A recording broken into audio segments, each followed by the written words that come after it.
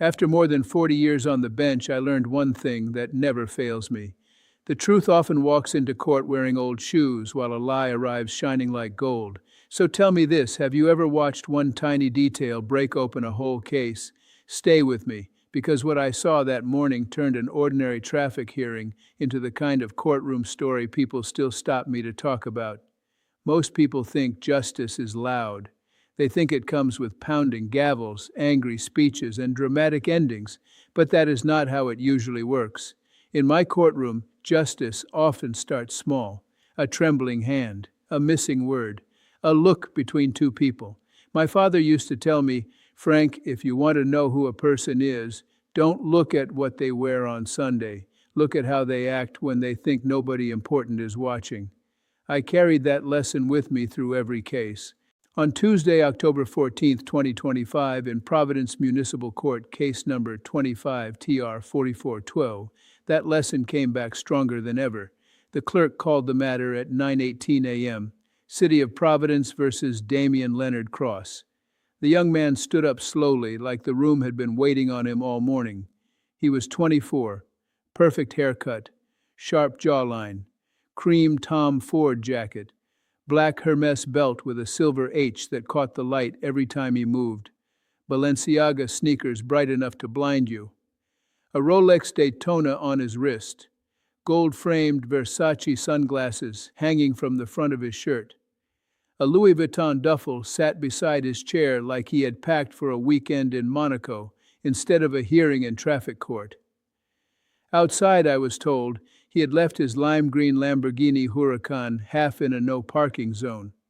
Then I looked across the room and saw the woman who had filed the complaint, Elena Morales, 42 years old, 6th grade science teacher, single mother of 2, widow of a veteran. She wore a plain navy cardigan with one cuff stitched by hand.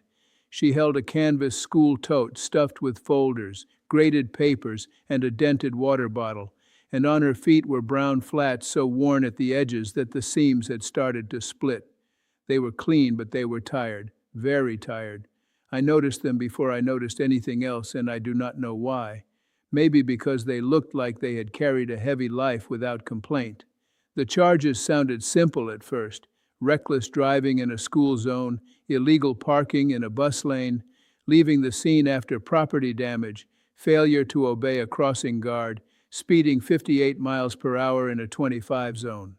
The incident took place at 2:23 p.m. on Hope Street during school dismissal.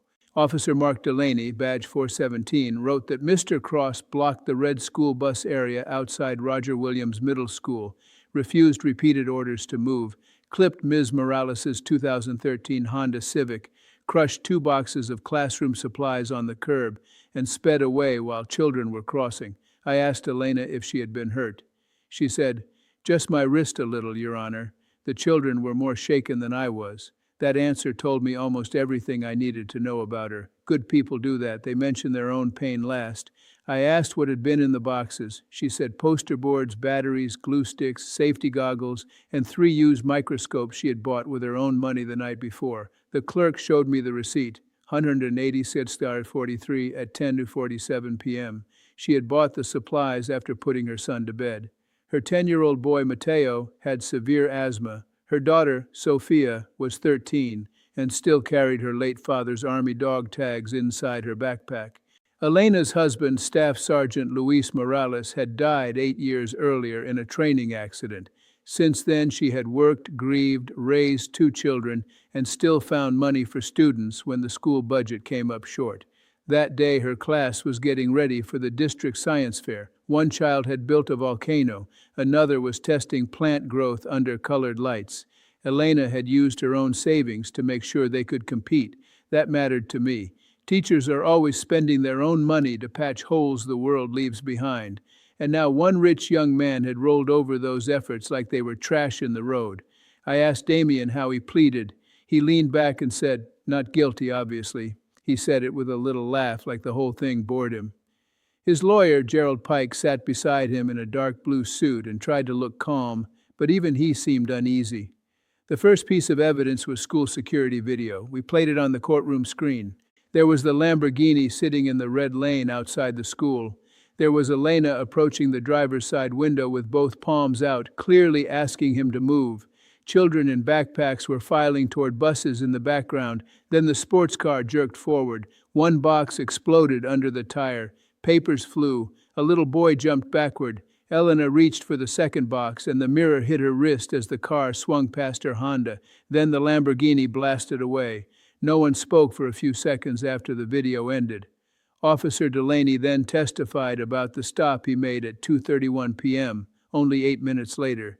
He found the Lamborghini 3 blocks away. Burnt rubber still hung in the air around the car. Bits of wet poster board were caught in the right wheel well. His body camera recorded the whole stop. The first thing Damien said was, "Do you know who my father is?" That line never helps anybody in my courtroom. Delaney asked for license and registration. Damien answered, "This is ridiculous. It's a public school traffic circus."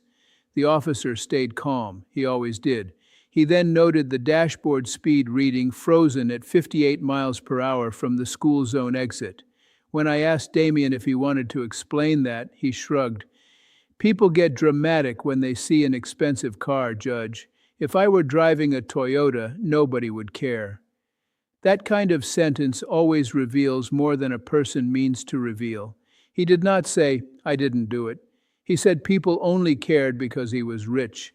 In his mind, the real crime was not danger. It was the inconvenience of being judged at all. Then the crossing guard came forward. Bernice Hall, 68 years old, 11 years on that corner. Orange vest folded over her arm. She spoke softly, but every word landed. "Your Honor," I blew my whistle 3 times. He looked at me, smiled, and rolled forward anyway. I asked how close the children were. She swallowed and said, "One little girl in a purple coat was on the striped line. I put my arm out in front of her." Then she looked at Damien and said, "You laughed." He rolled his eyes, but he did not deny it. After her came Thomas Reed, the school security officer. He brought photos taken minutes after the incident. A science board in muddy water, battery packs in the gutter, a cardboard volcano crushed flat. I looked at one poster that read, in blue marker, "Can plants grow without sunlight?" It had a black tire track across the title. That image stayed with me, not because of the money, because of the care that had gone into making it. Somebody's child had carried that to school with hope. Somebody's teacher had stayed late to help.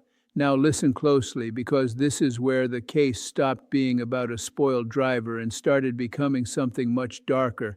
And I dare you to guess what came next, because I promise you, you will not get it right. I asked Elena how she was able to remember the license plate so clearly in all that confusion. She looked down for a moment, then answered, "Because when he pulled away, the passenger bag opened. I saw boxes inside with yellow school asset stickers, the same kind we had reported missing from our STEM lab 3 weeks earlier." Her lawyer did not say that. She did. Quietly, like it was just another fact. Gerald Pike jumped to his feet and objected, said she was speculating. I asked Elena how she knew the stickers. She explained that she ran the after-school robotics club and had signed inventory sheets for federally funded tablets and calculators in August. 32 tablets, 12 graphing devices. Several had disappeared from a locked storage room in September under Incident Report PPD 25-77831. Her students had spent weeks without the equipment. She had written apology notes to parents. She had tried to keep the club running with old paper worksheets. The room changed then. You could feel it. I turned to Damien. "Did you have school property in your vehicle?" He smirked. "I don't inventory my passengers, Your Honor." The arrogance in that answer burned. Elena stood there in worn shoes, worried about missing science class. He stood there in designer leather, making jokes about stolen school equipment. Then Officer Delaney asked to recall Detective Lena Rizzo from Financial Crimes, who had just entered with a folder. She was not even scheduled to testify. That always gets my attention. She approached and said she had preserved public social media posts tied to the defendant's accounts, handled Damon Drive at 3:04 a.m. that morning. The first screenshot went up on the monitor. It was a video from inside the Lamborghini at 2:24 p.m., just 1 minute after the school zone incident. Damien was laughing into the phone camera. Behind him on the back seat were sealed device boxes with bright yellow school barcode stickers. The caption read, "Public School Meltdown. Lady acted like I hit the Pentagon." Then in the clip he said, "Somebody tell these tax-paid saints to stop touching my car." A murmur moved through the room. The second post was worse. A rooftop selfie from 7:12 p.m. Caption, "Court tomorrow over a teacher tantrum. I'll pay her year salary to stop crying." And then came the one that turned the whole courtroom cold. It was a story post someone had captured before it disappeared. A close photo of Elena bent over in the street, picking up student projects after the crash. The camera had zoomed in on her shoes. The caption read, "Maybe buy better shoes before talking to me," followed by laughing emojis. I looked at Elena then. She did not cry. She did not look angry. She only looked tired. That almost broke my heart more than tears would have. I asked Damien if he had made the posts. He said, "People fake things online all the time." Detective Rizzo answered in a flat voice. "Metadata matches his device.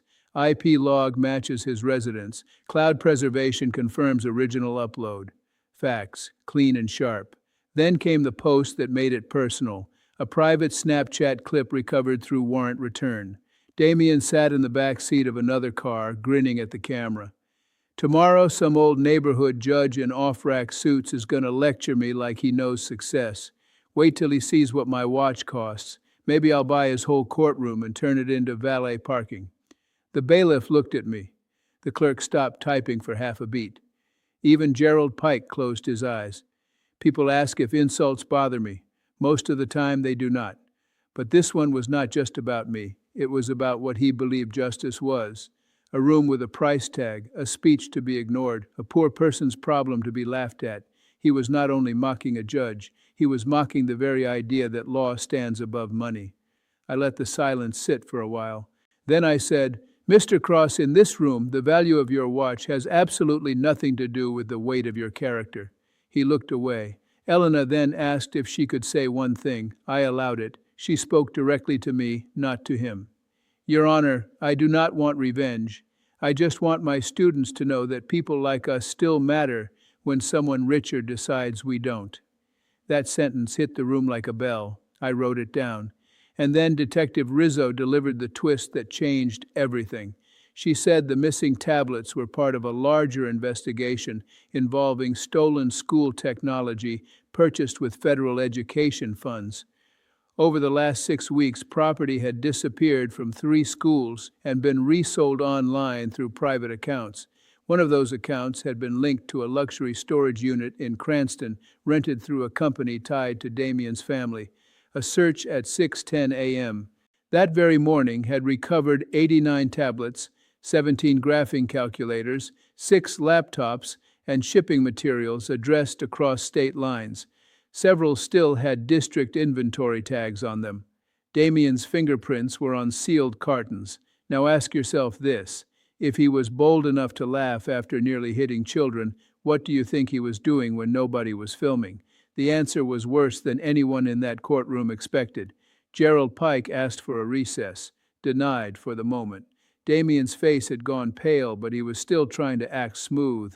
"I never stole anything," he snapped. "People put stuff in my unit all the time. Guilty people always say things like that, not clean denials, slippery ones." Detective Rizzo introduced one more recovered post, a deleted Instagram picture from September 28th at 11:56 p.m. It showed Damien inside the storage unit holding a shrink-wrapped tablet carton over his shoulder. Caption, "Flip the school stuff fast. Rich kids don't wait on government checks." In the background stood another young man already under indictment, Trevor Sloan. That was the moment the case cracked fully open. This was no longer just reckless driving and cruelty. This was conspiracy, theft, interstate transport of stolen property, possible wire fraud, theft of federally funded educational materials. He had not only mocked a teacher, he had been helping strip resources from children who needed them. Then came a detail I will never forget. I asked Elena why she had still come to court after being mocked online. She took a breath and said, Because my students already lost enough, Your Honor. They lost equipment. They lost projects. I could not let them lose the lesson that adults should stand up when something is wrong. Then she added, almost like she was sorry to trouble us, I also need to get back to class. We're building model bridges today. Think about that. A woman publicly humiliated, her car damaged, her supplies ruined, her children at home waiting for her, and she was worried about missing a bridge lesson. That is who was standing on one side of my courtroom. On the other side stood a young man dressed like a magazine ad, acting like the whole city was beneath him. If you are still with me, then you care about more than gossip. You care about right and wrong. Like this story in your heart, and stay with me, because the next person who walked through my courtroom doors made the whole room hold its breath. Special Agent Nora Callahan from the U.S. Department of Education, Office of Inspector General, entered with a federal detainer packet. Calm voice, dark suit, no wasted words. She stated that Ms. Morales' testimony and prior report materially supported an ongoing federal investigation into theft of federally funded school property and related wire activity. Then she said the sentence that changed Damien's face completely. The defendant is named in the federal detainer. You could almost hear his confidence crack. And then, as if that were not enough, his father arrived. Leonard Cross, real estate developer, power suit, polished shoes, the kind of man who usually walks into rooms expecting people to rise. I allowed him to speak. For 1 second I thought maybe he would try to rescue his son. Instead, he stood stiff as stone and said, Your Honor, I am not here to interfere. If my son used company resources or facilities in any way, he did so without my consent. I can pay lawyers. I cannot buy him a conscience. That was the first honest sentence Damien had heard all day. He turned to his father and whispered, Dad, not here. But it was too late. Reality had already arrived. I gave Gerald Pike one last chance to speak on the city charges before the federal hold took effect. He argued youth, immaturity, a bad day, poor judgment. He said his client was willing to make restitution.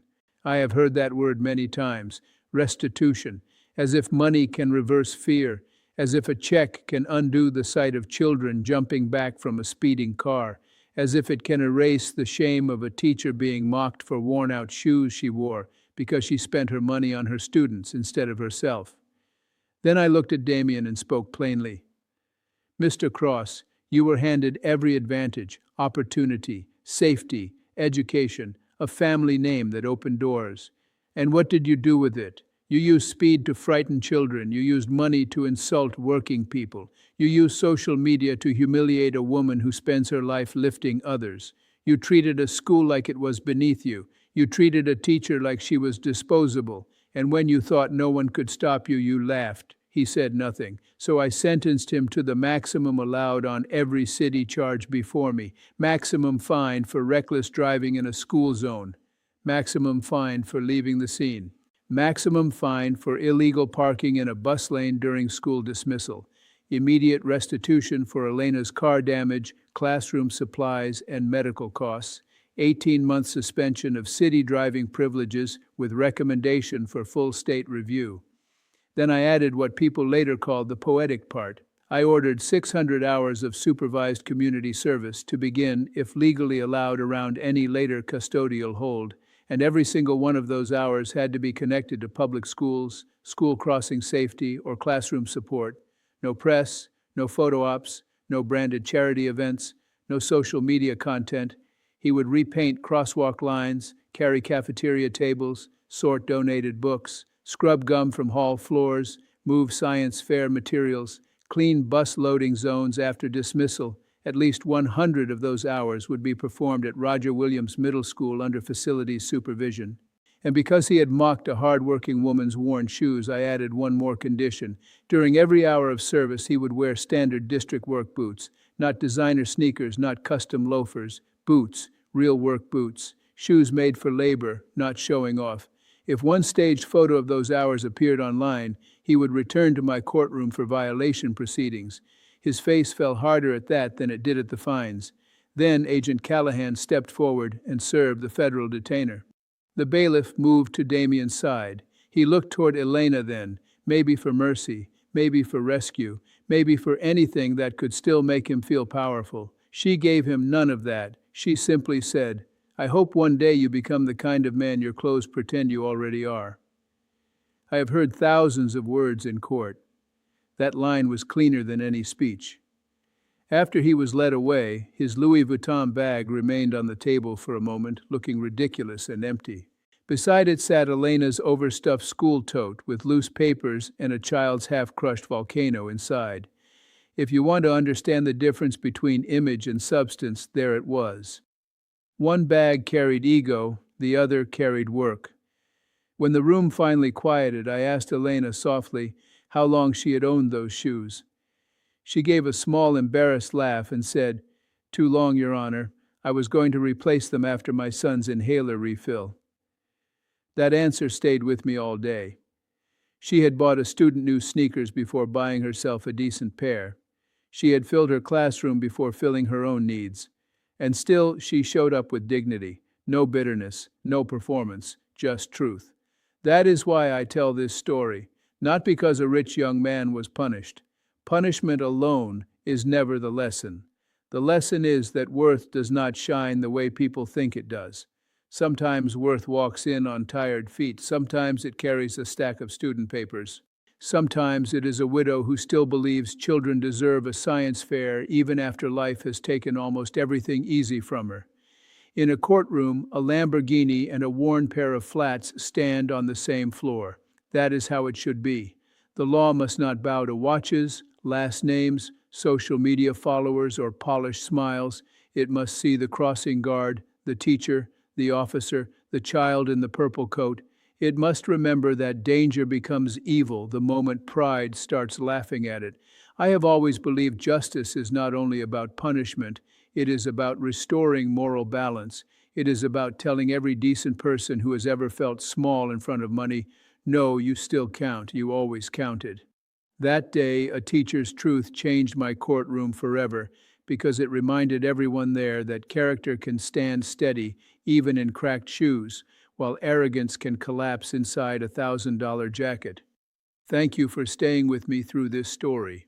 If it meant something to you, keep walking with me because the next case I tell you about starts with a simple parking ticket and ends with a secret that shocked even me.